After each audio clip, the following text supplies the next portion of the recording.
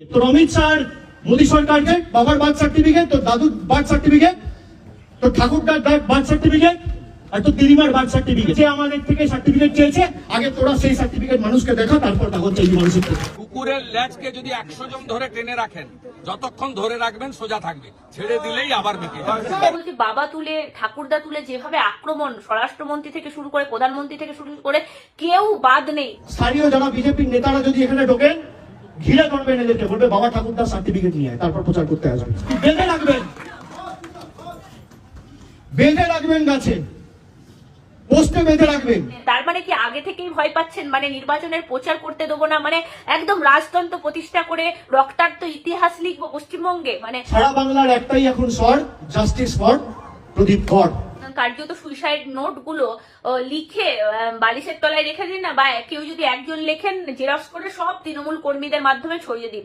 তৃণমূল কর্মীরা প্রত্যেকে বালিশের তলায় রেখে ঘুমাবে। কার কখন হার্ট অ্যাটাক হয় সেটা এখন এসআইআর এর কাজে লেগে যাবে, এনআরসির কাজে লেগে যাবে। যাদের মেয়ে শেষ হয়ে গেছে তাকে পুরাতে একটু দ্বিধাবোধ করেনি, সে গিয়ে এখন প্রদীপ জাস্টিস ফর আরজি করা বলেছিল, তাই উনাদেরকে জাস্টিস ফর আরজি করেন পাল্টা বলতে হবে জাস্টিস ফর প্রদীপ ধর। নমস্কার দর্শক, আমি রোজিনা রয়েছি আপনাদের সঙ্গে। এই মুহূর্তে আমি একটা বার্তা দিতে এলাম যে যারা রয়েছেন এই মুহূর্তে তৃণমূল কংগ্রেস কর্মীরা, তারা একটা কাজ করুন। মানে রাতের বেলা যখন ঘুমাবেন, কার্যত সুইসাইড নোট গুলো লিখে বালিশের তলায় রেখে দিন না, বা কেউ যদি একজন লেখেন জেরক্স করে সব তৃণমূল কর্মীদের মাধ্যমে ছড়িয়ে দিন।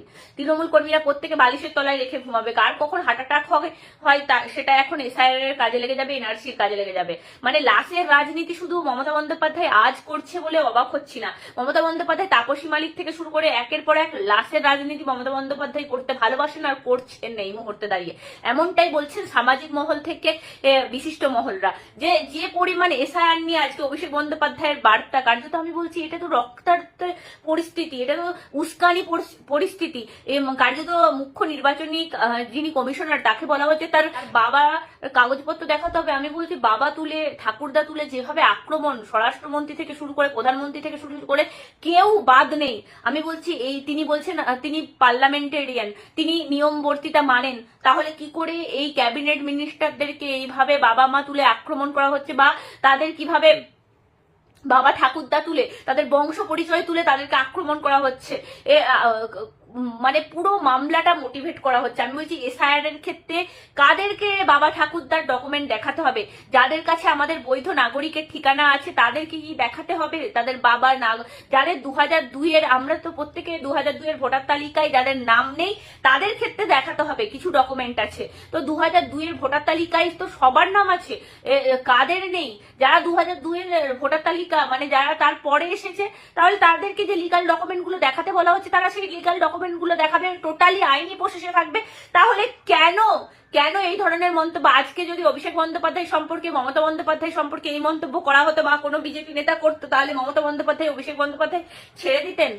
আমার তো মনে হয় না। কারণ কেন, যেভাবে আমাদেরকে আদালতে ঘষছেন ওনারা, বা যেভাবে ওনারা পুলিশের চক্কর কাটান, আমাদের সামান্য ইউটিউবারদের মুখ থেকে একটা কথা বেরিয়ে গেলে ওনারা ছাড়েন না। আর সেখানে পার্লামেন্টারিয়ান অভিষেক বন্দ্যোপাধ্যায় বলছেন, আমি বিং পার্লামেন্টারিয়ান এই কথা বলছি, যে ওদের বাপ দাদা আজকে তো বলছেন যে কোনো বিজেপি নেতাকে গেলে বেঁধে রাখবেন নির্বাচনের প্রচার করতে এলেন। তার মানে কি আগে থেকেই ভয় পাচ্ছেন, মানে নির্বাচনের প্রচার করতে দেবো না, মানে একদম রাজতন্ত্র প্রতিষ্ঠা করে রক্তাক্ত ইতিহাস লিখবো পশ্চিমবঙ্গে। মানে এই রাজতন্ত্রের জয় হবে, গণতন্ত্রের জয় হবে না পশ্চিমবঙ্গে। এই কার্যত কেউ প্রচারে যেতে পারবে না, কেউ তার স্বাধীনতা প্রকাশ করতে পারবে না। দুদিন পর তো বলবেন কেউ ভোট দিতেও পারবেন না, কারণ এসআইআর হয়েছে, আমরাই ভোট দিয়ে নেবো, আপনাদের এসআইআর আছে, এখন ভোট দেওয়ার দরকার নেই, আমরা সমস্ত ভোট করে নিচ্ছি।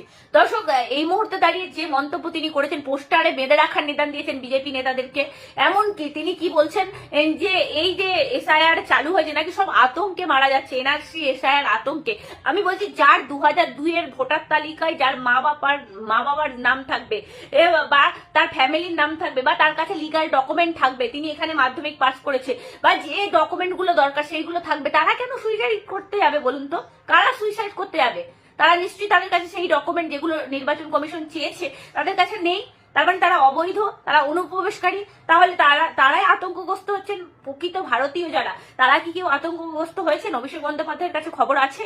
আমি বলছি শুধু লাশের রাজনীতি করার জন্য কার্যত আমরা দেখলাম যে পানিহাটির বিধায়ক যে অভয়ার মতো একটা জলজান্ত, যাদের মেয়ে শেষ হয়ে গেছে তাকে পোড়াতে একটু দ্বিধাবোধ করেনি। সে গিয়ে এখন প্রদীপ জাস্টিস ফর আরজি কর বলেছিল, তাই ওনাদেরকে জাস্টিস ফর আরজি করের পাল্টা বলতে হবে জাস্টিস ফর প্রদীপ ধর। আর এই মুহূর্তে দাঁড়িয়ে এরকমটাই উনি বলছেন। কিন্তু একটা জিনিস বলুন তো, এই যারা গেছেন, যে নির্মল ঘোষকে দেখা গেল পানিহাটির বিধায়ক, তিনি কি করবেন? তিনি তার যে ইতিহাস, ওয়েল ডান বয়, এই সমস্ত কথাবার্তা অভয়ের মা বাবা তো আজ পর্যন্ত ভুলতে পারেনি। যে লাশটার প্রতি সহানুভূতি দেখানো উচিত ছিল, যে লাশটার প্রতি মায়া মমতা করা উচিত ছিল, যে লাশটার শেষ কাজকর্মের তার চিতার টাকা পর্যন্ত বাবা মাকে দিতে দেননি, তিনি প্রদীপ ধরের প্রতি আবেগ দেখাতে গেছেন কার্যত। এই মুহূর্তে দাঁড়িয়ে এই ছেলে খেলাগুলো আপনারা বন্ধ করুন, না হলে এই মুহূর্তে মানুষকে শুধু মুশকে লাভ নেই।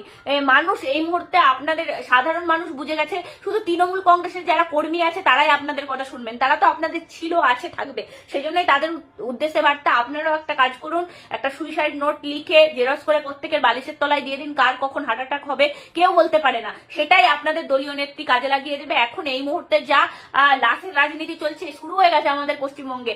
যতদিন এই এসআইআর কমপ্লিট না হচ্ছে, একের পর এক লাশ কুড়াবে তৃণমূল কংগ্রেস, সাথে সাথে সাদা পাঞ্জাবিও রেডি রেখেছে, সঙ্গে সঙ্গে চলে যাবে। যে এলাকায় যেভাবে মানুষ মারা যাক সেটা কিন্তু সুইসাইড বলে এই মুহূর্তে বলা হবে। আমরা একটাই জিনিস চাইবো, যদি স্বরাষ্ট্রমন্ত্রী, প্রধানমন্ত্রী এবং মুখ্য নির্বাচন আধিকারিক দেখে থাকেন, তাহলে এই অভিষেক বন্দ্যোপাধ্যায়ের বিরুদ্ধে কোনো ব্যবস্থা হবেন না কেন? আমরা সামান্য ইউটিউবার কোনো কথা বললে আমাদের বিরুদ্ধে ব্যবস্থা হয়, তাহলে এই অভিষেক বন্দ্যোপাধ্যায়ের বিরুদ্ধে ব্যবস্থা হবে না কেন? যিনি বাবা তুলে কথা বলছেন, যিনি ঠাকুরদা তুলে কথা বলছেন, যিনি পোস্টারে বেঁধে রাখার হিংসাত্মমূলক কথা বলছেন, তাহলে তাদের বিরুদ্ধে কেন ব্যবস্থা হবে না? যারা ল তৈরি করে আইনসভায়, তারাই ল ভাঙার কথা বলবে। এর আগে তো দেখা গেছে বিধানসভায় মমতা বন্দ্যোপাধ্যায় কার্যত ভাঙচুর করে দেখিয়ে দিয়েছেন যে আমরাই ল তৈরি করি, আমরাই ল ভাঙতে পারি। তিনিই আমাদের মুখ্যমন্ত্রী, তার কার্যত তার উত্তরসূরি, যে যাকে বলা হচ্ছে এই মুহূর্তে দাঁড়িয়ে ভাইপো, যাকে সবাই বলে পশ্চিমবঙ্গের ভাইপো, তিনি এবার এই মন্তব্যগুলো করছেন। অভিষেক বন্দ্যোপাধ্যায় কার্যত যেভাবে তিনি একের পর এক মন্তব্য করছেন, এই মন্তব্যগুলো কি করা যায়? পোস্টারে বেঁধে রাখার নিদান দিচ্ছেন, একটা দলের নাম্বার 2 হয়ে হিংসাত্মমূলক রাজনীতি করছেন। এই মুহূর্তে দাঁড়িয়ে মানুষকে উস্কে তাদেরকে মৃত্যুর মুখে আরো ঠেলে দিচ্ছেন, ক্রমাগত দেখা যাচ্ছে। দর্শক অবশ্যই আপনারা বুঝবেন, যদি অভিষেক বন্দ্যোপাধ্যায়ের এই মন্তব্যগুলোর ক্ষেত্রে নির্বাচন কমিশন শোকজ নোটিশ না পাঠায়, অন্তত শোকজ নোটিশ যদি না দেয়, তাহলে অভিষেক বন্দ্যোপাধ্যায় এর বিরুদ্ধে যদি পদক্ষেপ না করে সঠিক, তাহলে কিন্তু রাজ্যে একটা হিংসার পরিবেশ সৃষ্টি হবে, তার মূলে থাকবেন অভিষেক বন্দ্যোপাধ্যায়। কার্যত এটাই এই মুহূর্তের কথা।